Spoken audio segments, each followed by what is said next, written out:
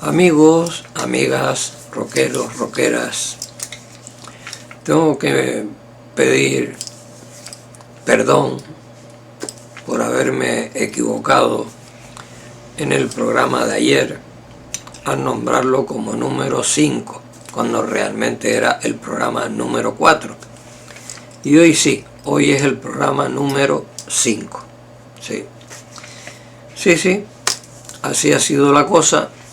Se me fue el tocho y le puse el número 5, cuando realmente era el número 4. Bueno, pues el número 5 de hoy va a irse a un terreno en el cual, pues, en 50 años en clave de sol lo especifico, ¿sí?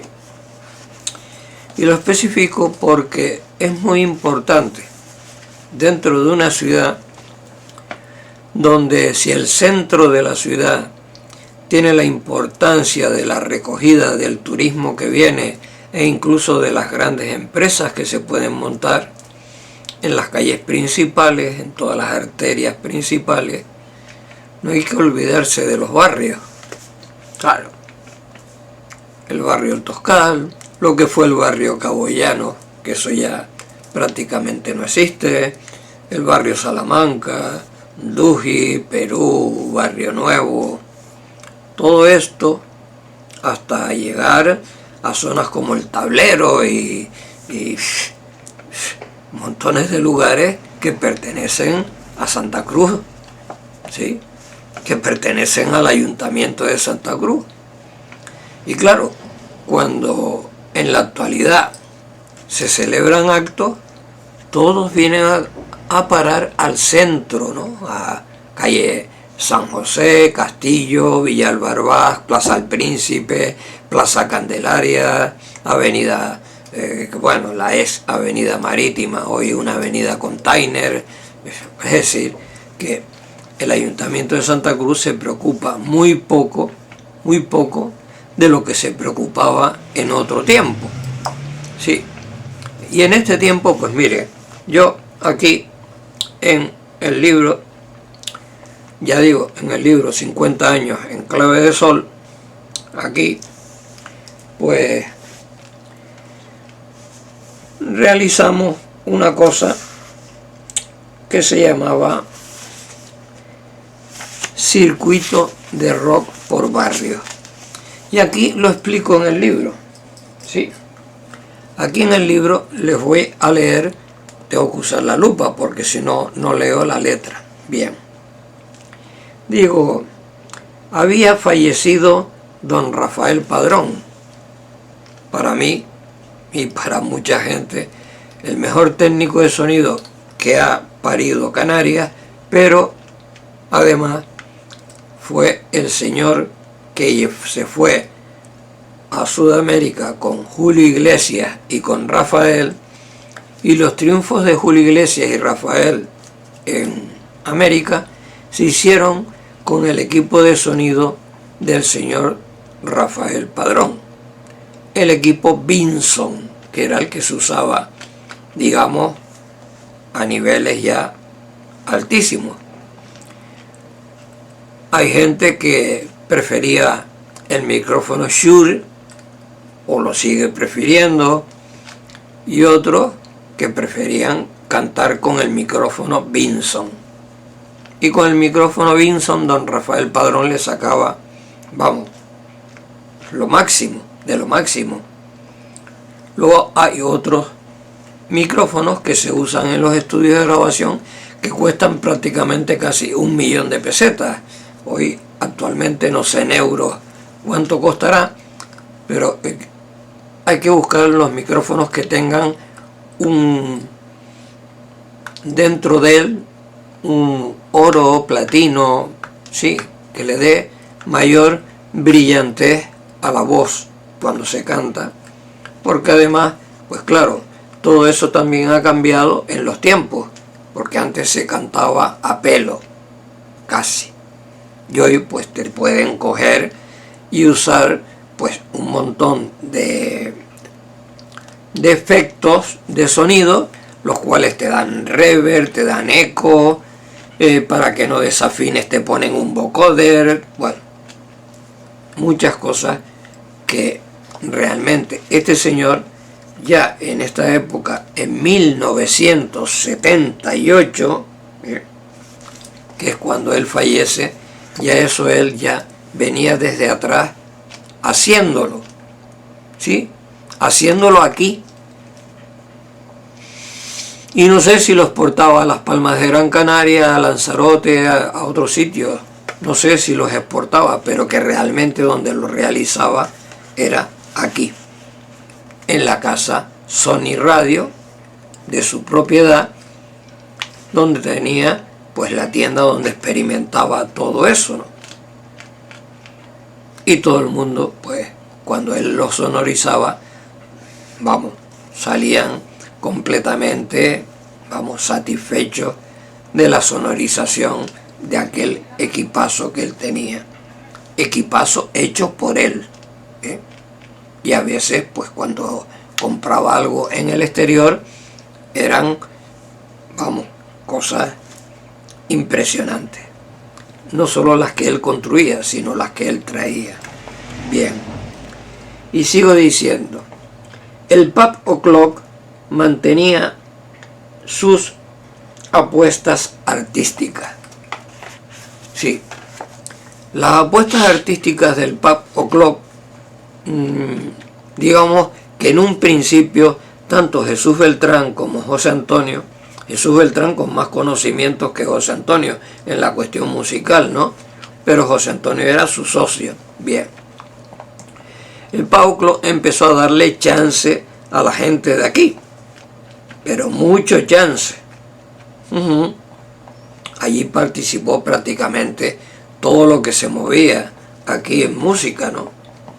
Pero llegó un momento en que por cuestión económica empezó, digamos, el Pub O'Clock a traer gente del exterior, normalmente gente de Sudamérica, sí.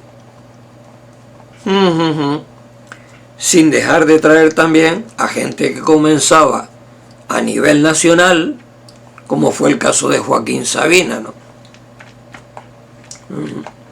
O traer gente importante de la máxima categoría en música, como Tete Montoliu, que era ciego y tocaba el piano, ¿no? Con un contrabajista, ¿no? Que eso era de una calidad impresionante. Y de estos grupos que venían de Argentina, normalmente eran gente que estaban en contra del régimen que existía en Argentina. Y venían aquí, venían no solo aquí, sino al territorio nacional, pues prácticamente huyendo de Argentina. Y aquí, pues, el Pub O'Clock, no voy a decir que se aprovechaba, sino que realmente les daba trabajo, pero la remuneración que recibían los artistas canarios, los tinerfeños generalmente, pasaron a manos de los grupos argentinos. Rafael Amor, por ejemplo, ¿no?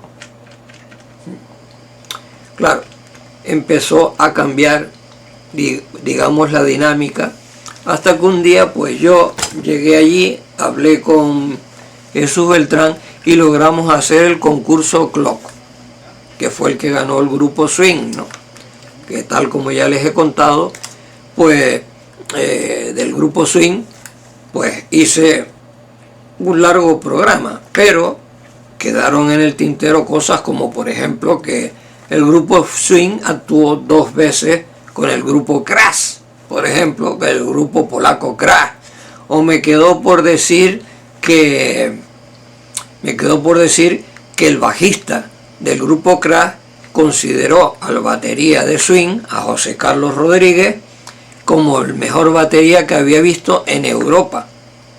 Sí, cosas así. O que, por ejemplo, con el grupo Naranja, pues bueno, en el Círculo de Amistad, pues con Carlos Tena, el fallecido Carlos Tena, pues hicimos el programa que luego aquí en Canarias no se vio. No, en Canarias no se vio. Y preguntamos por qué. ¿Cuál era la razón de no verse aquí cuando los grupos que salieron eran de aquí? Samara, el Grupo Palo. Sí, una cosa increíble, ¿no? Increíble, pero son cosas que se puede gastar el lujo de hacer estas televisiones que son públicas, no son privadas, sino públicas, y en aquel momento eran públicas. ¿Y qué le vamos a hacer? Después de que Carlos Alberto, a través de su página Comecocos primero y Cometormos después, y un servidor en el periódico El Día, y ataca, y ataca, y ataca, y ataca, e incluso cuando estaba en el periódico La Tarde, ataca, y ataca, y ataca, pero ni caso nos hicieron, ni a Carlos Alberto, ni a mí. No.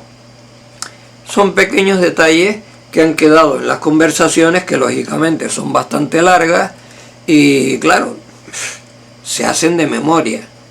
Yo no tengo ningún guión preparado, es decir, estoy hablando de las cosas que yo he vivido, que yo he presenciado, que yo he estado, que me han entrevistado. Sí, que he estado en eso, y eso es lo que he contado, no como otros, ¿no?, que empiezan a preguntar porque no han estado allí, y empiezan a preguntar y lo que le dice el otro lo escriben, ¿no? Y a veces, pues claro, lo que escriben es erróneo, porque la otra persona que ha informado le ha dado datos erróneos, ¿no? Entonces, pues claro, coloca datos erróneos. Y por eso, el único libro, sinceramente, el único libro que habla del rock en Canarias, llevado por una persona, no todo, sino lo que ha llevado esa persona, es 50 años en clave de sol. Claro, esa es la diferencia que hay.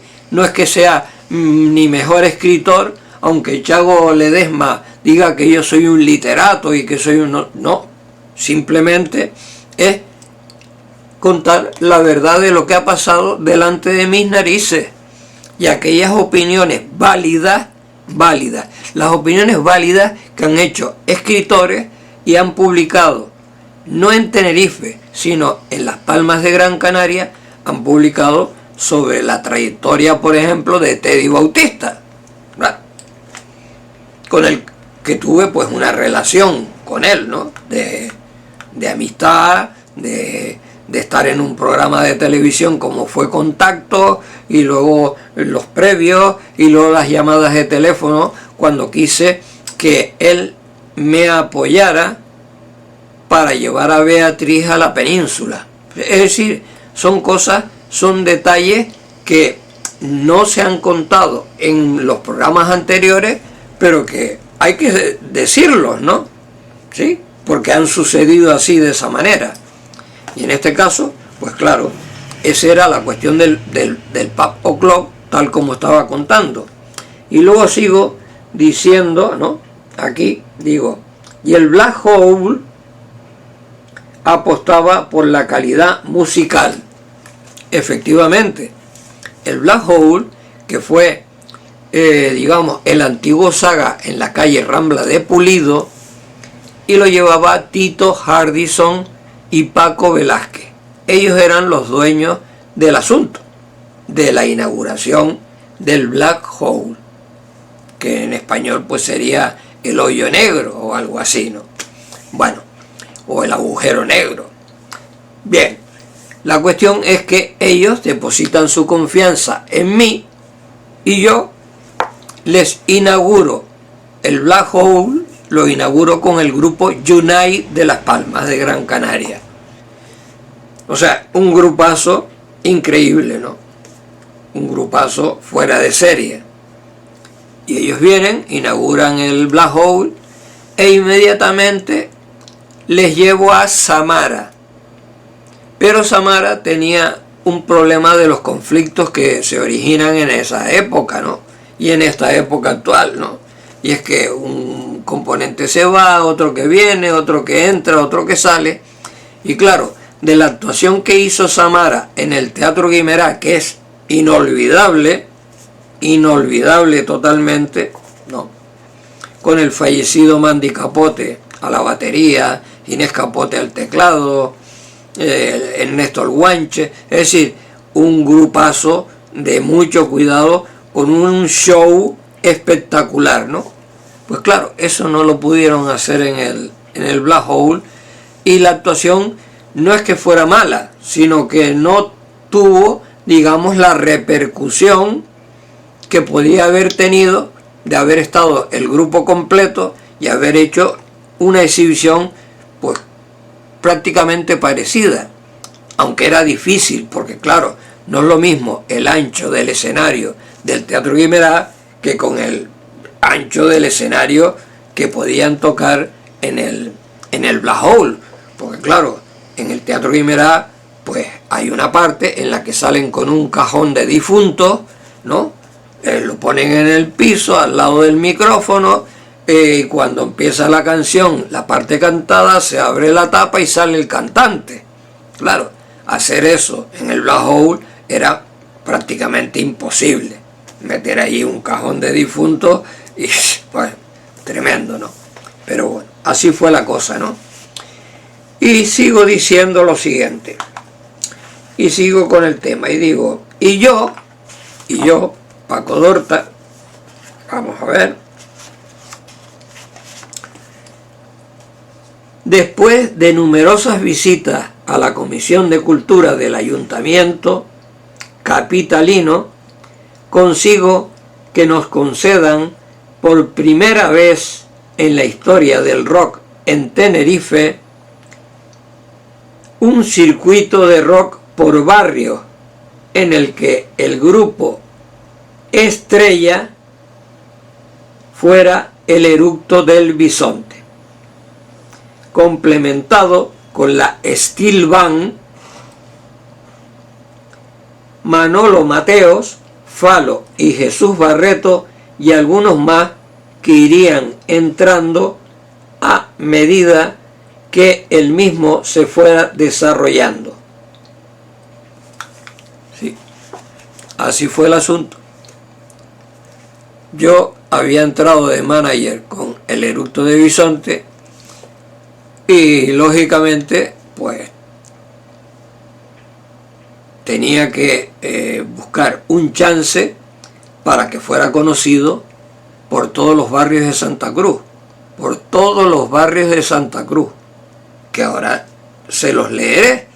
Es decir, que la cuestión era darle chance al Eructo de Bisonte con ese rock and roll que a mí me encantaba, y cantaban en inglés, no cantaban en español, cantaban en inglés, que era como a mí me producía mayor efecto la música cantada en inglés que cantada en castellano, aunque no puedo negar que lo que hacía Enrique Guzmán con los Tin Tops me llenaba una barbaridad, me llenaba muchísimo, ¿no? Me aprendía todas las canciones de ellos, pero vamos, desde el principio hasta la última, ¿no?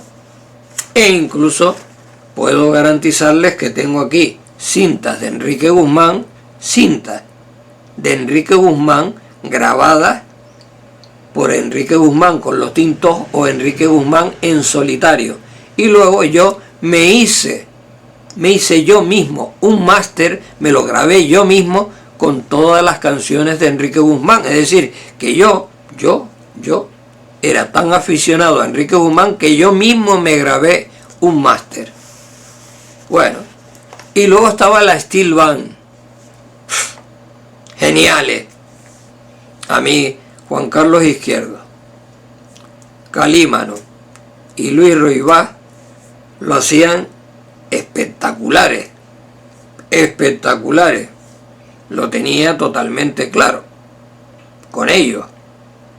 Con Falo y Jesús Barreto, vamos, procedentes de Fire Explosion y de toda esta, digamos, unidad que había dentro de lo que había sido Fire Explosion, Naranja, bueno, todo eso, ¿no? Hacían temas de los Beatles, y eso son palabras mayores, ¿no? y lo hacían con una calidad los dos tremenda. ¿Sí? Incluso yo tuve el placer de llevarlos al Círculo de Amistad 12 de enero, al programa Chicharro Express que hacía Carlos Alberto y retransmitía por Radio Club Tenerife. Y fue genial, genial la actuación de Falo y Jesús Barreto. Y con Manolo Mateos pues tenía, digamos, una especial amistad que había nacido en la tienda de discos Rock and Roll Record Shops de Tito Hardison. Ahí creamos una amistad. Pero luego yo no sé si a esta persona se le fue un poco el tocho, ¿no? Porque de repente en el diario de avisos empezó a llamarse el reverendo Mamatius o como fuera, y empezó a llamarme, bueno, empezó a decirme cosas que no le venían ni a cuento, ¿no? Es decir, que él mismo se ganó la enemistad de por vida, porque por mí que cuanto más lejos mejor, ¿no? Es decir, que lo tengo totalmente claro, ¿no? A mí la gente que me trata con educación y respeto, pues puede criticar, claro, no faltaba más, ¿no? Me puede criticar, decir que lo hago mal, pero con rollos de quererse quedar conmigo, hacerse el gracioso y todas esas cosas, eso se terminan pagando, ¿no? Como las ha pagado. Por lo menos conmigo las ha pagado. Ya digo que conmigo cuanto más lejos mejor. Y luego, pues aparte, en el circuito de rock por barrio, empecé a añadir a más gente. Sí, empecé a añadir a más gente. Incluso la Steel Band, en un momento determinado, como todos los grupos, pues a veces hay enfados, o hay discusiones, o no hay gusto, o quieren convertirse, porque una de las cosas que quería hacer Ensalada era convertirse en un grupo que hiciera música rockera, pasarse del country, el folk, a música rockera. Y entonces pues ya Ensalada es como nace con Carlos Izquierdo, su novia Mari y el otro muchacho que no recuerdo ahora cómo se llama. Bueno, si lo recuerdo se los diré, ¿no? Y lo mismo, es decir, Ensalada era bestial. Tanto ya les he dicho que los llevaba, es que la palabra telonero no me gusta. Para mí, Ensalada y la Steel Band no eran teloneros de swing, eran como swing, eran grandes, con otro tipo de música. Pero claro, como swing era el grupo, digamos, bandera, que llevaba una parafernalia de 1 millón de pesetas en cuestiones de iluminación, que era una barbaridad, ¿no? Lo que Gerpol me había facilitado, y luego se le pagó, claro, en 5 meses, pero era, digamos, algo espectacular que no se había hecho nunca en Canarias, ¿no? Claro, y lógicamente, pues habían ya dos cosas: la espectacularidad de swing con toda la parafernalia de la iluminación, y el circuito de rock por barrio, que era lo que yo empecé diciendo del Ayuntamiento de Santa Cruz, que hoy en día se lo pasa por el membrillo, todo lo quieren hacer en el centro, ¿no? Y se olvidan de que hay unos barrios, y de que hay que ir a los barrios a contentar a la gente, que fue lo que hice yo, contentar a la gente en los barrios. Y miren, aquí sigo para que lo tengan muy en cuenta, ¿no? Digo, eran 15 los barrios programados y aceptados, y fueron 15 a los barrios que fuimos por este orden, ¿no? Miren, San Andrés el 21 de mayo, Taganana el 28 de mayo, Santa Clara el 4 de junio, Higueste de San Andrés el 11 de junio, Somosierra el 18 de junio, García Escames el 25 de junio, Santa María del Mar el 2 de julio, Barrio Salud Alto, el 9 de julio, El Sobradillo, el 18 de julio, Barranco Grande, el 23 de julio, Llano del Moro, el 30 de julio, Los Campitos, el 6 de agosto, Valle Seco, el 13 de agosto, María Jiménez, el 20 de agosto, y el Barrio de la Alegría, el 27 de agosto. En ese momento fueron 15, pero no fue el primer circuito el único que se hizo, no, hice dos. Y luego hice un tercero con la música infantil, con los músicos, no en karaoke, sino cantando en vivo, sí, y llevando un recorrido tan grande como este primero, ¿no? Tan grande como este primero y un largo más, porque hay barrios de Santa Cruz a los que fuimos y que no figuran en el primer paso. Claro. Y sigo leyendo.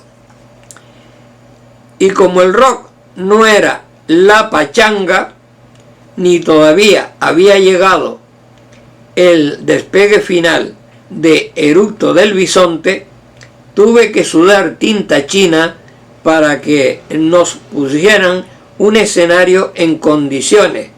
Hubo sitios en los que hubo que actuar sobre la acera y la toma de corriente. A veces teníamos que tomarla de una farola y si queríamos hacer el festival. Y público escaso, y muchas veces solo para criticar. Y a todo esto, las autoridades pagaban, sí, tarde, pero pagaban. Pues nunca se presentó ni una sola autoridad al pie del escenario a ver lo que sucedía.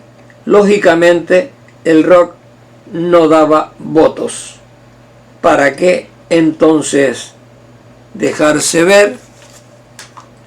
¿Se dan cuenta? Por un lado, tiene uno que estar agradecido, ¿no? Agradecido de que le dieran esa oportunidad a uno, de poder hacer el circuito de rock por barrio 2 veces. Tenía uno que agradecer el que se pudiera hacer un circuito de música infantil con Fresina Tantur por barrios también. Todo eso de agradecer, muy bien. Y todo eso lo agradecí en el programa El Patio de Televisión Española en Las Palmas, que me tuve que desplazar en el jet foil, que las pasé canutas porque habían olas de 6 metros y el barco, el jet foil subía, bajaba, caía en plancha y hubieron incluso accidentados dentro del jet foil, sí. Menos mal que yo iba amarrado. Y cuando llegué al muelle de Santa Catalina de Las Palmas de Gran Canaria, hice como el Papa, me arrodillé y besé el piso por haber llegado sano y salvo. Pero en el programa El Patio de Televisión Española dejé constancia de que había que agradecerle al Ayuntamiento de Santa Cruz en esa época que por lo menos nos hubieran permitido hacer las cosas. Pero, claro, dejo constancia totalmente de que salvo en San Andrés, por ejemplo, donde nos atendieron de maravilla, nos pusieron escenarios, también creo que en el barrio de la Salud también nos pusieron un escenario, en algunos sitios nos pusieron, pero habían otros lugares donde llegábamos y la gente ni sabía que iba a haber allí un festival. La gente pasaba y de repente escuchaba una música y se paraba a mirar. Sí, y como era rock y no eran rancheras ni corridos, pues a veces la gente seguía. Y otras que estaban más metidos dentro de la música de otra manera, se paraban y veían a los grupos actuar. Sí, así era como funcionaba el asunto.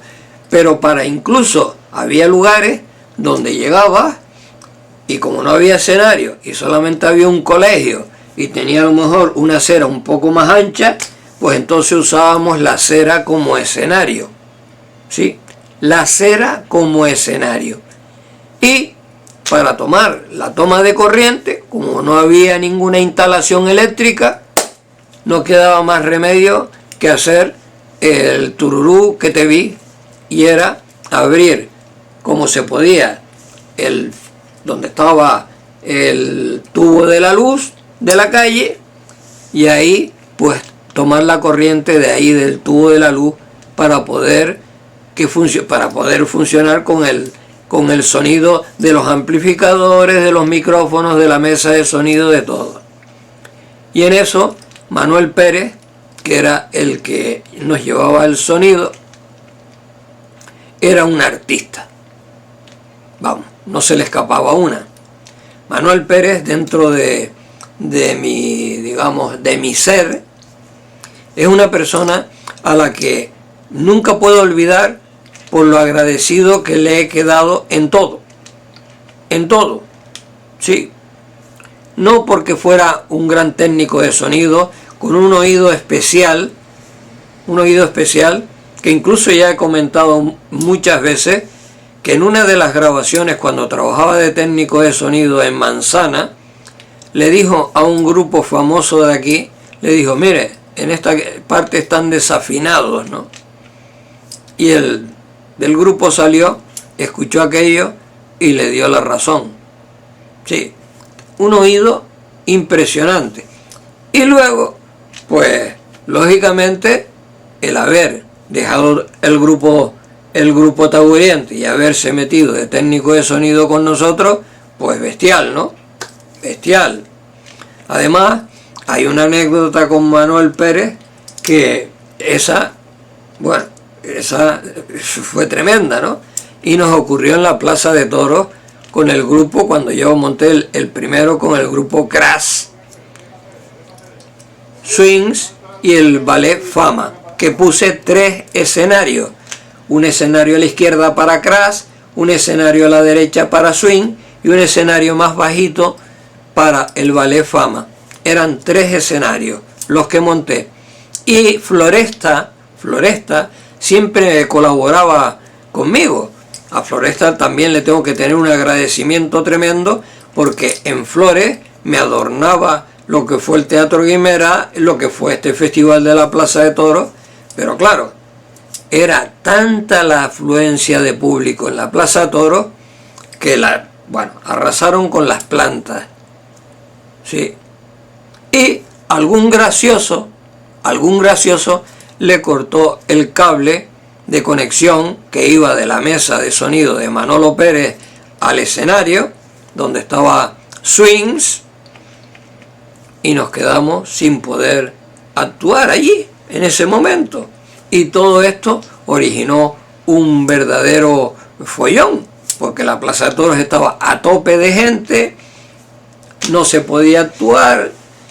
Juvenal, que Dios lo tenga en la gloria, me echó una mano en ir a buscar un equipo de sonido. Mientras tanto, Oscar Moloni y Manolo Pérez estaban allí con el soldador tratando de pegar los cables. Y claro, y también estaba también Luisa y su marido, ¿no? Que subieron al escenario a tratar de ayudar, ¿no? Pero es que aquello sonaba como una cajita de fósforo. Y claro, yo me vi negro en ese festival, me vi muy negro, nunca me había visto igual, de esa manera, ¿no?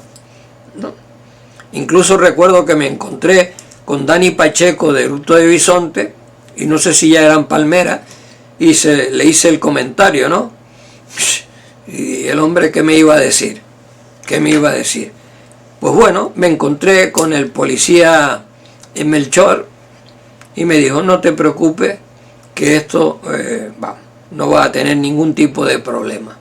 Yo digo, bueno, si tú lo dices, bueno, si tú lo dices, bien.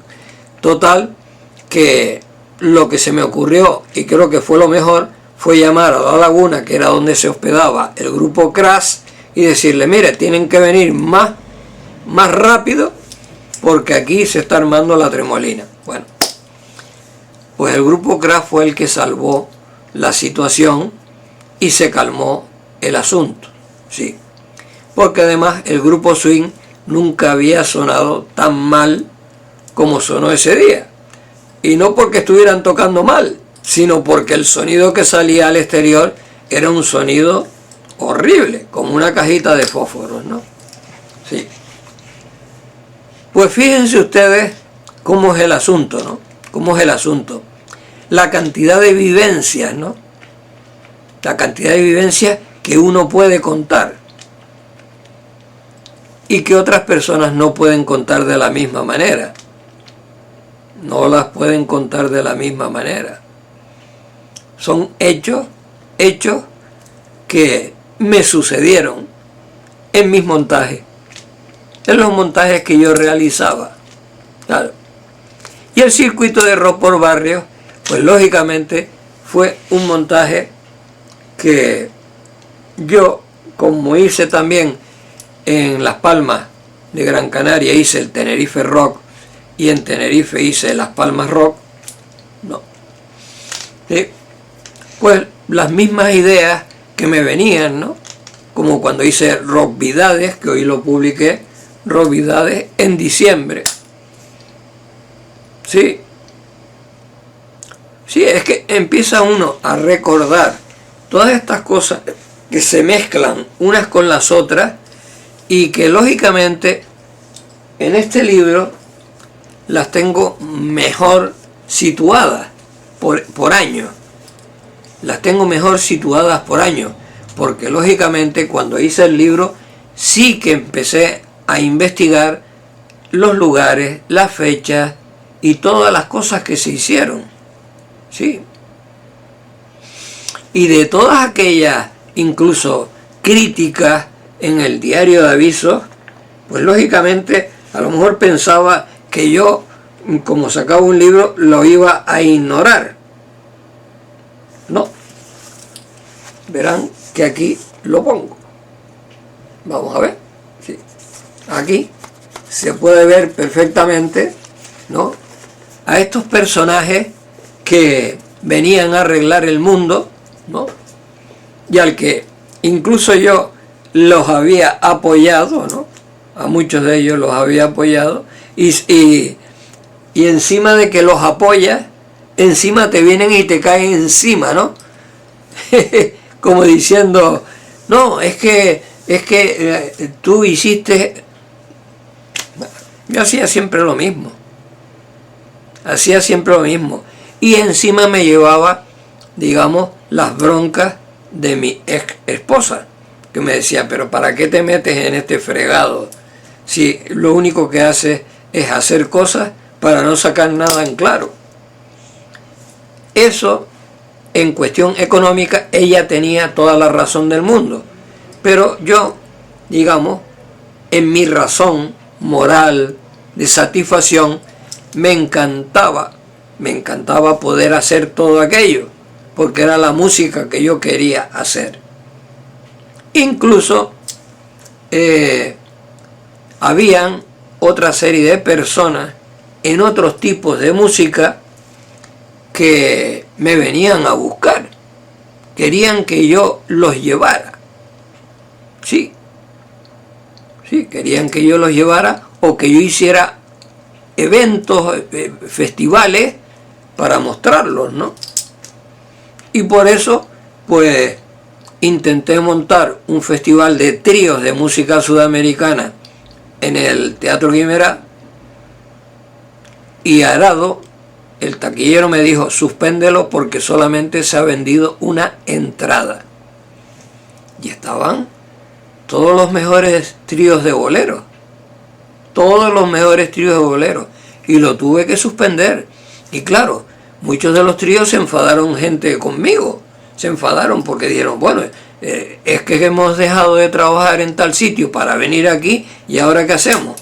Digo, sí, ¿y qué dinero recaudamos si solamente se ha vendido una entrada? y hay que pagar un alquiler al Teatro Guimerá. Había que pagar 15.000 pesetas de alquiler, ¿sí? Y las tenía yo que pagar de mi bolsillo, cuando yo lo que estaba haciendo era un favor para que estos grupos se unieran todos, como había con muchos grupos de rock que los unía, para que pudieran actuar y darse a conocer. Pero fue imposible hacerlo, y ¿qué? Quedé mal, pero no me importó quedar mal cuando las circunstancias están clarísimas, están a vista, ¿no? Es a la vista, ¿no? Eran ellos los que tenían que atraer al público, no yo, sino ellos, con su nombre, su prestigio. Y la música además de bolero, que era lo que imperaba con las rancheras y los corridos, ¿no? Pero no, ese festival es el único en mi vida que he tenido que suspender, ¿sí? Que no celebré. Porque todos los demás, a pesar de las dificultades que les he dicho que hubo en el circuito de rock por barrio, se realizaron. Sobre la acera, en la acera. Sin corriente, se abría un poste de la luz y venga, y pa'lante. Y se actuaba. No se dejó nunca de actuar en ninguna parte. En todos sitios. Y hubieron sitios donde vino mucha gente. Pero en la mayoría de los sitios eran escasos, como ya comento en el libro. ¿Por qué? Pues porque la gente, primero, no tenía noticias de que se iba a celebrar nada allí. En segundo lugar, porque ya lo vuelvo a decir, los grupos, digamos, de rock, pues no sentía la gente atracción por ello. No había una mayoría que sintiera atracción por este tipo de música, ¿no? ¿No? Y si se dejaba de hacer en Santa Cruz o en La Laguna, olvídate. Es que ni siquiera en el Puerto de la Cruz. El Puerto de la Cruz, porque tenía las salas, ¿no? Donde pues tocaba Foronda. Y después últimamente, cuando ya en el Hotel Botánico se empezó a hacer allí con Santa Ella, y cuando estuvo José Luis Fradeja y tal, y se empezaron a hacer cosas allí, pero una especie casi de discoteca, ¿no? Pero de resto no había, digamos, esa euforia, ¿no? Empezó a verla más, fíjense ustedes, empezó a verla con Fresinat Antur. Sí, con los niños ya era otra cosa. Con los niños eran unos llenos impresionantes, que ya ustedes los están viendo, ¿no? En las fotos que yo publico en Facebook, ¿no? O sea, es que era una cosa que muchas veces me daba hasta miedo, ¿no? De que les pudieran hacer algo a los niños, ¿no? Claro, porque no es que les hicieran daño en cuestión de quererles hacer daño, sino que, claro, se apelotonaban sobre ellos y los asfixiaban, ¿no? Claro. Y por eso tenía que tener las cosas muy calculadas, con mucho cuidado. Y claro, siempre se desplazaba con los niños una madre para vestirlos, calzarlos, peinarlos, vestirlos, todo lo que fuera, ¿no? Para que fuera. Y yo, totalmente aparte del asunto. Yo solamente llevaba los playbacks, cuando era en karaoke, llevaba playbacks para que cantaran sobre la música. Y cuando no, pues iban los músicos también, al Hierro, a La Palma, a esto acá, con Caja Canaria, con lo que fuera que se montara, pues lógicamente eran los músicos los que iban también aparte. Aunque luego en la guagua lógicamente íbamos todos juntos, ¿no? Pero eso era, así funcionaba. ¿Sí? El rock funcionaba así, de esa manera, saliendo de Santa Cruz y saliendo de La Laguna. Y en La Laguna se mantuvo mientras el Club Agogo y el Equilibrio, ¿no? Y el Hotel Aguirre y el Teatro Leal, ¿sí? Mantenían, digamos, a los universitarios, especialmente a los que venían de las otras islas, a los que venían de Las Palmas de Gran Canaria o de Lanzarote, de Fuerteventura, de otras islas, a estudiar a la universidad, que luego cuando ya, digamos, hicieron la Universidad de Las Palmas merecidamente, la cosa empezó a aflojar. Y llegamos al término de el concurso Lennon, que lo gana Familia Real. ¿Y qué ocurre? Pues ocurre que yo empiezo a ver que el panorama en mi casa, no solo a nivel musical, sino en mi casa, cada vez más insostenible, ¿sí? Porque es prácticamente mi exmujer, la que va sacando la casa adelante, porque yo económicamente aquello no me está dejando prácticamente casi nada. Y eso que yo, digamos, cobraba algo, no cobraba grandes cantidades cuando hice mi barrio La Estrella, cuando hice Cantilandia en el mercado Nuestra Señora de África, con los niños y con los adultos. Es decir, que yo quería seguir, pero las circunstancias eran que, bueno, pues yo enseñaba a los niños a cantar y a las niñas, ¿no?, a cantar, les hacía las canciones, y yo pues tuve que poner una cuota de 5.000 pesetas mensual, y unos las pagaban y otros no. Unos las pagaban y otros no. ¿Qué significaba eso? Que yo me veía negro para pagar el alquiler, para comer, para vestir, para todo, ¿sí? Pagar el agua, la luz, todo, ¿sí? Era eso. Y luego con el circuito de rock por barrios y con el circuito infantil por barrios, ¿qué fue lo que pasó? Que las cantidades eran irrisorias y te las pagaban, bueno, pasado bastante tiempo,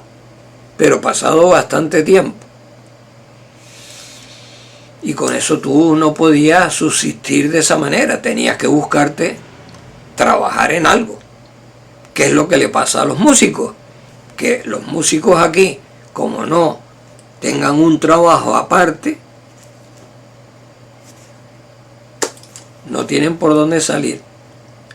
Pero si en la actualidad, tal como está la vida hoy en día, ya no digo en Las Palmas de Gran Canaria, que no sé si eso se llegó a celebrar alguna vez, hay un circuito ni nada de esto, ¿no?